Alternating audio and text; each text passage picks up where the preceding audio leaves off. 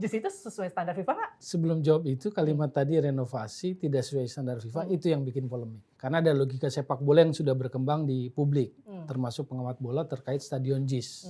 Pengetahuan awal tentang kondisi stadion JIS. Menurut saya, bicara stadion, as a stadium, dia memenuhi standar FIFA. Oke. Cuma kan ada persoalan tentang terkait dengan kawasan, jalur keluar masuk, akses keluar masuk, yang harus terintegrasi dengan pembangunan dari pemerintah.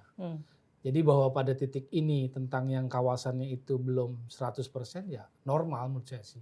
Persoalannya kan teknis aja tinggal dirapikan. Tetapi kalimat direnovasi tidak sesuai standar FIFA itu jadi sensitif. Kenapa jadi sensitif? Karena ada spektrum politiknya kan. Saya sebagai insan bola, pengamat bola menyadari isu ini ada spektrum politiknya. Karena bukan pada kali ini aja. JIS itu menimbulkan reaksi atau polemik. Jadi ada spektrum politiknya.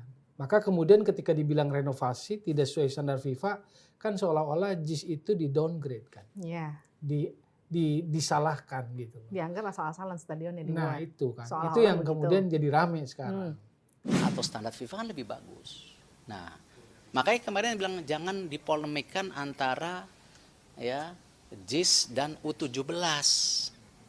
Ini niatnya supaya JIS bisa dipakai U17. Nah, niatnya itu. Kalau FIFA datang hari ini, ayo salaman saya dicoret. Ini sebenarnya sesuai standar FIFA nggak? Karena Bung Toel itu kan ngomong di beberapa media bahwa JIS ini sesuai standar FIFA, tapi pemerintah itu yakin betul JIS itu harus direnovasi karena tidak standar FIFA. Bahkan Ketum PSSI, Bung Eto tuh bahkan sempat bilang gini, ini kalau misalnya datang sekarang FIFA untuk survei, itu salaman saya, pasti ini akan dicoret langsung. Sejauh saya, pengetahuan saya sebagai insan bola, saya nggak yakin bahwa langsung akan dicoret. Kita objektif ya, terkait stadium, terkait untuk pagelaran apa juga, menurut saya sih, saya nggak yakin dengan itu.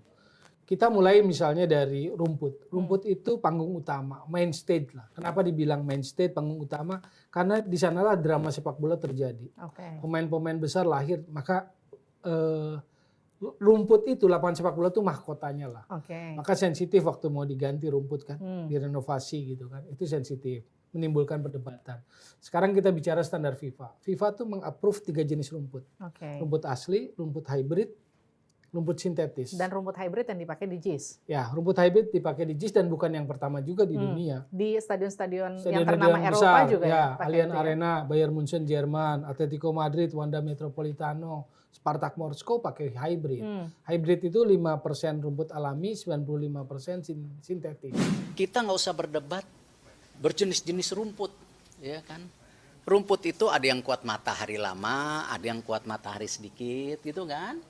Nah, rumput yang di JIS itu coba lihat di lapangan latihan. Rumput yang dipakai di lapangan dalam, di lapangan latihan itu di lapangan latihan bagus. Karena mataharinya cukup. Ketika yang di dalam, mataharinya kurang. Jadi rumputnya tidak bisa beradaptasi. Perlu rumput mungkin jenis lain. Nah kemarin yang diramein itu kan ketika kenapa rumput itu harus diganti itu karena pencahayaan mataharinya dianggap kurang. Bung Toel juga ngelihat isu itu. Iya, mendengar isu itu. Tapi apakah persoalannya harus diganti? Jadi rumput asli yang katanya totalnya 6 miliar dari lapangan golf. Menurut saya nggak perlu. Maksud saya gini loh. Ngelihat rumput itu adalah bagian dari konsep besar stadion itu. Ada di mana stadion itu misalnya? Stadion itu ada di daerah pesisir, ada di negara tropis seperti Indonesia. Maka menurut saya pemilihan hybrid itu tepat karena tahan lama. Rumput itu berat di kita. Kalau maintenance-nya buruk, musim hujan pasti berat. Kondisinya akan jadi berat. Tapi kalau hybrid atau sintetis itu akan tahan lama.